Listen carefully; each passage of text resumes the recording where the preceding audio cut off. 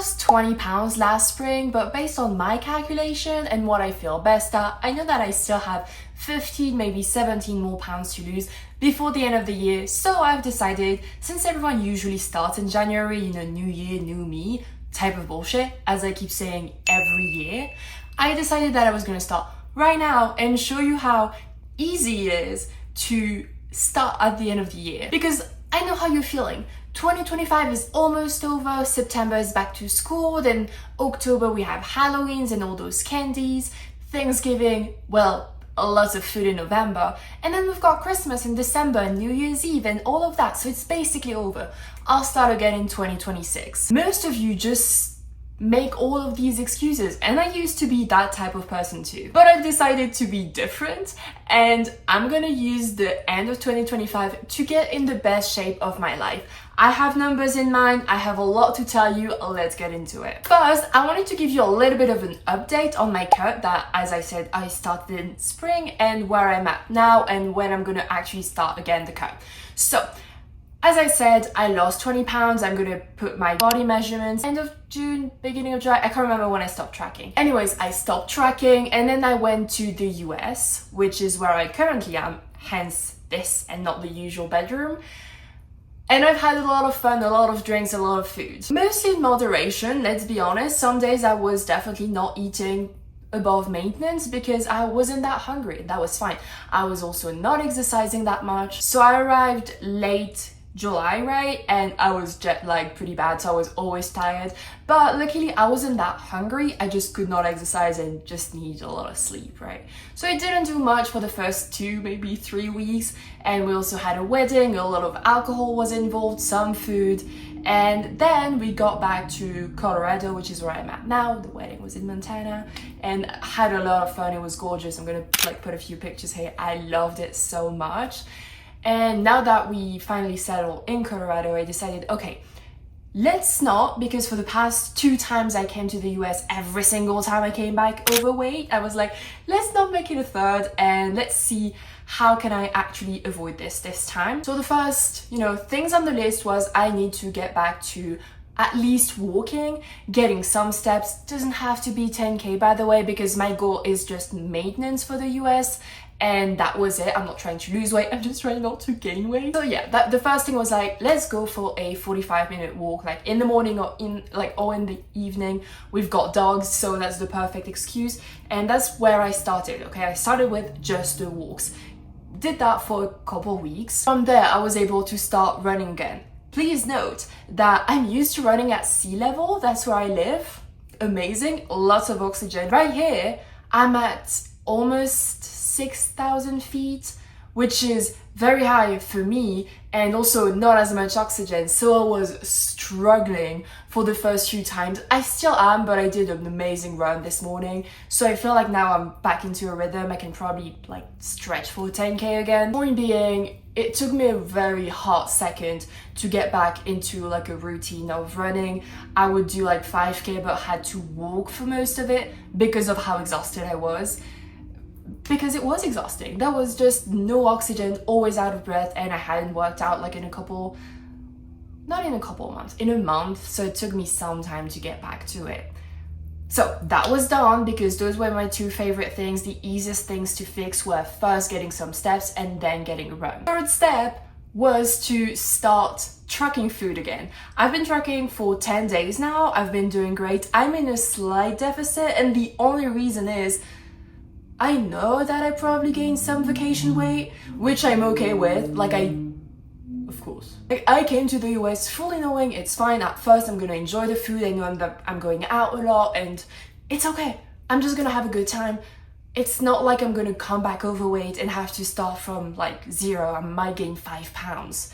So that's my goal for the next, when I started 10 days ago till I have 27 more days before I leave, I can lose those 5 pounds in a month and a week. It's easy. It's no big deal. It's basically a pound per week. That's 500 calorie deficit a day. It's very easily done. I used to be way more hardcore when I was in spring. I was at 700 calories, which was a little bit more. it's easy. Like honestly here I don't have any problem, which I thought I would because I couldn't control that much the food. Turns out I've done this little strategy. I'm going to show you the plate thingy. It makes things so much easier because I always design my plate that much. You know, we make a lot of food, and then I'm just gonna be okay. Half of the plate is gonna be veggies, a fourth is gonna be the proteins, and then another fourth is gonna be the complex carbs like potatoes, rice. And I'm just gonna assume that the fat that's supposed to be in there, 1 or 2 tablespoons, is just the one that we use while cooking. I've tried that, and there you go. Now, obviously, not obviously, but I can't weigh myself here. I don't have access to a scale, which I'm fine with. I just know, like, I can feel it already. Like, okay, I'm a bit, like, we're getting into the deficit. I can see it already, which is nice. Oh my God, I went for a run. So I'm still sweating, even if it's been a few hours. And it's very hot. And somehow it's doing that to my voice. So I've been doing great with that. The last step, which I don't know if I'm gonna do, is trying some type of resistance training, but the only issue is that the only resistance training available here is body weight, aka yoga or Pilates, which I really don't like. So that's the next step. The next step is like really getting myself to do like 2 to 3 20 minutes Pilates session, but somehow I just hate it and I can't get myself to do it. Sorry for my voice, oh my God. Okay, that's the last step. But the point that I'm making with explaining all of that is that when you're starting any type of fitness journey, don't do it all at once, because that's going to overwhelm you. Even me, who like I'm a certified personal trainer, I know my job. Okay, let me have some tea. Hopefully that's gonna help. I should be able to do everything all at once, but no, even for me, when I restart something, I'm not going to do it all at once. I'm not going to do the protein, and I'm not going to do the tracking and the calories and the exercise. I'm not going to do everything at once. I'm going to do it one by one, especially when it comes with a jet lag. So yeah, I have 27 more days here. My goal is slight calorie deficit. If I'm not down 5 pounds and basically back to the 71 kilos that I should be at. I know I'm switching from pounds to kilos, but whatever. It's okay. You guys get the point that I'm trying to lose weight, and me losing 20 pounds got me between 71 kilos. I assume that right now I'm maybe around 70, maybe 3, 4. I'll go as low as I can, and then when I get back home, I'll try to lose some more and get to my end goal, which is 64 kilos for 19% body fat. Again, I'm gonna leave at least 1 or 2 weeks of doing nothing. Maybe I'll track at maintenance because I'll be home, it'll be easy, I can do that. Probably gonna slowly get into a walk, every morning with my sibling in the evening, we'll see. A week after, like once I'm really out of the jet lag, because going from east to west is really not the easiest thing, but for me, going from west to east really like destroys me. It takes me like a long time, like basically for each hour of the time zone, it takes me a day.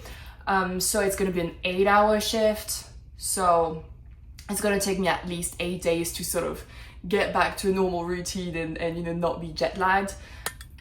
That's fine. I'm happy with, I'm okay with it. And yeah, that's just basically the goal. Just survive the first 8 days. Once I'm out of the 2-week blurry zone, let's say, I'll immediately get into running, because I don't think I can skip for that long. Like, I genuinely needed it. And besides, I don't want to lose the progress I've made at mountain level to sea level. Like, I really want to see how good I'm gonna be now that my body's like getting so much better at using oxygen and so on, and dealing with low oxygen. Like, I can't wait. So I'm gonna have to do that. And then the strength training, and I'll just maintain the tracking, I think, overall. That way, slowly but surely I'll get back. And yeah, from October, November, December, end of December, I'm hoping to be as close to 64 as possible. Worst case scenario, I'll use the January New Year, New Me type of resolution to really like push through it and get to the 64. But I can assume, let's say I get back to 70, 71, that's 6 to 7 kilos in 12 weeks. Easy. Like, it's just half a kilo per week. It's easy. I can definitely do that. So I'm really not worried. And I definitely think that by the time I turn 27, the 29th of December, I'll be at 64. I think I can do this. Okay, so that was a little bit of a strategy straight into it. Now I want to talk about why you shouldn't wait, because I know that this is what you're thinking about right now. You're like, well, whatever, I can't focus about it anymore. Like, not right now, we'll do it in January, you know, when everyone's going to the gym and everyone's doing the diet and then no alcohol and all of that. No. Why? Because that means that right now the gyms are empty.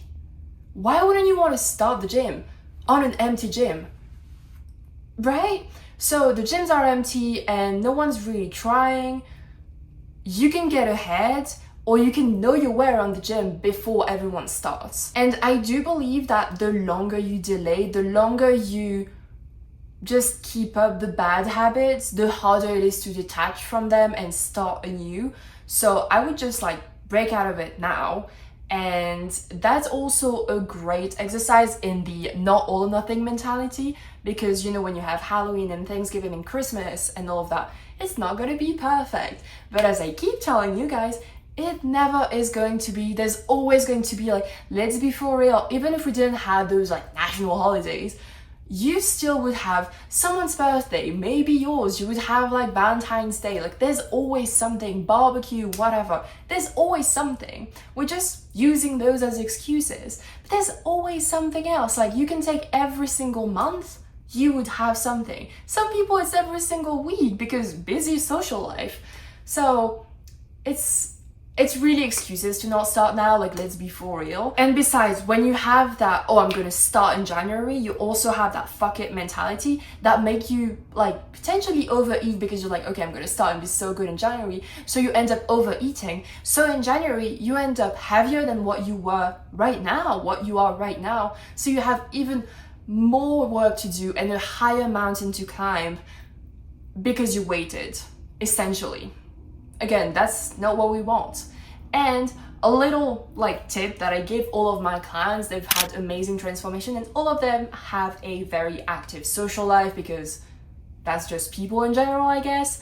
The one way that we've been able to really like maintain that high social life and still deficit is by focusing on the average of calories per week. So let's say that their calorie deficit is, I don't know, 1800.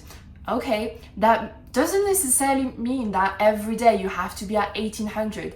What that means, however, is that at the end of a week, when I calculate every day how much, you know, when I do the average, like, you know, Monday, Tuesday through Sunday, total of that divided by 7, it should end up at 1800.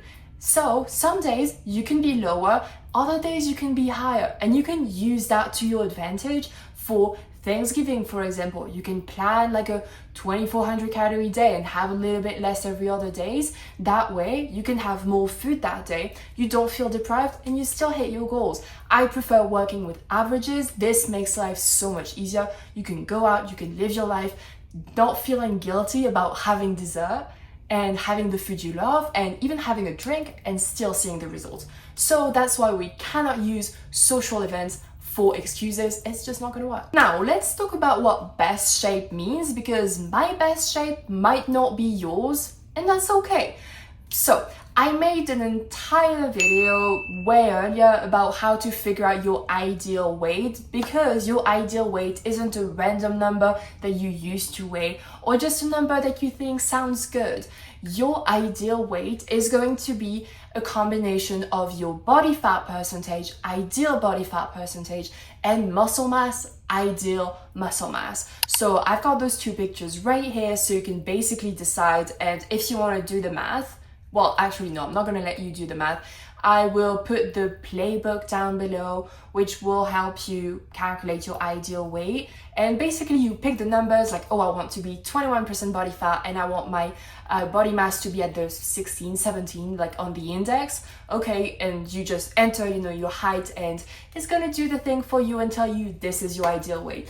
I did that for myself and it ended up being 64. I'm really happy with that. So this is the way I'm chasing, knowing full well that as long as it's also about the body fat and the body mass, like the lean body mass, I'll be okay. because this is what I want to be. I don't want to be skinny fat at 64. I want to be lean. I want to have muscle at 64, which is why I really should keep on doing the resistance training here so I don't lose the muscle I've built.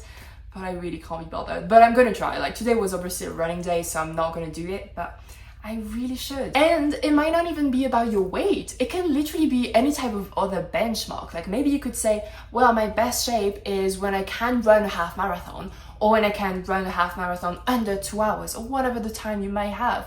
It can be, my best shape is when I can do a pull-up, or when I can lift this heavy for this exercise. It doesn't have to be about physical appearance. There's nothing wrong with that. My best shape is about physical appearance, and also running a half marathon under 2 hours, but that's for another time. Definitely not this year. I can't train for a half marathon while being on a calorie deficit. That's sort of dumb. At least I don't want to do that. I'll just keep on running and increasing the distance, but I'll probably stop at the 12-kilometer mark, not more. It is normal when you are in a calorie deficit that at some point you're gonna hit a wall basically and will not be able to lift heavier or run faster, all of that. That's normal because you're in a deficit, so you're not giving your body the energy it needs for it to use the fat. So you won't be as good on your workout. That's okay, that's normal, that's to be expected. Or maybe you want to get ready for like a bikini competition, or maybe you want to just feel more confident, have more energy. Whatever your benchmark is, that's great, but like, it's good to know that everyone's best shape will be different. It can actually also be about discipline and just being like, oh, my best shape is like being the type of person who shows up no matter what and who just does the thing even when it's hard. Oh my god, one thing that I forgot to mention about starting in January, which I hate. I've made a video last year about it because I strongly believe that starting in January is the worst time to start. Why would you start a fitness journey, a fat loss journey, when it's dark outside, cold, rainy, sad? Do I need to keep on going? You know, when you want those comfort food, those hot food, when all you want is stay in bed and sleep, why would you try to start a fitness journey then? You have to have the habits already done so you can keep on going during the winter. But I strongly believe that starting in the fall is the better time. Not the best time. My best time for me has been spring, but a better time than winter is right now. Okay, I'm done with that. Let's talk a little bit about the pace, because a lot of people, even my clients, like, I'm going to tell them, this is the pace I'm expecting for you. And I know that sometimes, like, I get that it's really good because I still wish, no, I'm going to tell you why it's not good to go too fast and what is the ideal pace. As I said, mine is a 500 calorie deficit here. We'll see when I get home based on where I'm at, but I'm hoping that it can be at 2 kilos per month, aka 0.5. Is that right? Yeah, 0.5 per week. That's my pace. But the thing is, the best fat loss pace to ensure that what you're losing is fat and not muscle and not your energy, your health, and, you know, food weight, because sometimes that's just that too, or like water retention, and that comes back up the moment you start eating again a bit more. Best pace is 0.5 to 1% of your total body weight per week. That's the best pace, that's the safest pace, the one that is like, it's actually fat, you're not making yourself miserable, it's sustainable, you're less likely to gain it back. That's why I say that. And in terms of body measurement, the waist is 0.5 to 1 inch per month. For example, that client, she's doing really good in terms of the waist, and it's not supposed to be fast, and you should actually be grateful that it's not, because if it takes a long time to lose, it takes a long time to gain it back, or it makes it more difficult to gain it back, which is what you want, because how heartbreaking would it be to work so hard on your body goals only to gain it all back because you try to go too fast. That's just sad. In 3 to 4 months, so by the end of the year, you have major visible changes, because it might be like 1 pound, which would be 16 roughly, or like between 16 and 32 pounds by the end of the year. Imagine if you started now between 16 and 32 pounds. Instead of saying, whatever. No, that's progress right there. Even if you want to take it slower because you feel like that's a good option too. But it's better to start now and have slower progress than just wait in January and maybe have more to climb. Okay, now on my script, I should share with you my game plan, but I think I kind of did. I gave you the how-to, and anyways on Instagram, I give you the daily things. Like I show you all of my meals, I show you my runs, and as soon as I get back into some type of resistance training, I'll show you that too. So you may want to, follow me on there. But if you want an in-depth guide on how I did it in the spring and how I do it with my clients, again, I'll put a link below so you have access to that. And there's going to be a very in-depth, like half-hour video of exactly how I did it. You can take notes. There's workouts. We're talking like specific numbers in terms of food. I just don't want to get into that again here. So just check this one out after this video. So yeah, I'm really excited. I might vlog it a little bit, not here, but I'll vlog it when I get home because I'm feeling a bit more confident filming around my family than people like my boyfriend's family. I mean, I take pictures of every single one of my meals, and I mean, they never looked at me weird or whatever, so I guess, I mean, they know what I do. But I don't see myself like actually setting up a camera and, vlogging my life here. It's not my home, so I wouldn't. But I'm gonna vlog when I get home so you guys can see like what I do and how I deal with everything. And I haven't binged in because that's also a concern. 4 months now, it's been so far away from me, and even now being in a calorie deficit, I don't feel tempted at all. And one of the best way is because on Instagram those skin girls have been like, oh, you should do this 3-bite rule, and I've been doing that, obviously tracking them, but it's game changing, because I had cheesecake at the Cheesecake Factory, and we'll have to talk about how crazy the calories amounts are in the restaurant at the Cheesecake Factory, but I'm sure any type of restaurant in the US. I'm doing the 3 bites rule every time. I have generous bites, okay, and I track them, and it works. The craving is gone after, and I'm like, okay, that was enough sugar. I was genuinely not hungry. It was dessert. I was satisfied. It works. So I really recommend you guys do that, on your fat loss journey, because that way you'll allow. I mean, I'm always for allowing for everything. It's a bit harder when it's Cheesecake Factory, for example. No, it actually works. You just take smaller pieces at a time, and it lasts a little bit longer. But yeah, I want to have you imagine what would your body look like if you started now instead of waiting for January. If you started even just 16 pounds lighter, what would that look like? Even 8 if you want to take it slow, which I don't recommend. It's you want to see those quick wins, so might as well do it at least 1 pound per week. What would your body look like? What would your life look like? How will you feel? Your confidence level, even the clothes that you can wear, because that's new. And one thing that I've noticed is that now that I'm here, I used to hide last time I was in the US, big clothes, hoodies, all of that. Now I wear cute stuff, and I actually bought a mini skirt because I was hey, I actually look good. That's how I know that I haven't gained weight, by the way, much weight, because I can get a miniskirt. I'm gonna show you the outfit here. But yeah, point being, it feels very good to have lost the weight because I can actually enjoy wearing clothes here. Just imagine what you could look like if you start now, or if you wait and potentially gain actually 16 pounds or 32 by the time we get to January the 1st. That wouldn't be ideal. Besides, if you're ready to stop waiting, I also have a link down below so you can book a free call with me. We can chat, see what challenges you have, and make a plan together that will fully fit into your lifestyle and actually getting you the results that you want. But yeah, that was it for today. Thank you so much for watching. Like, subscribe, comment, share, all that good stuff. And I'll see you in the next one.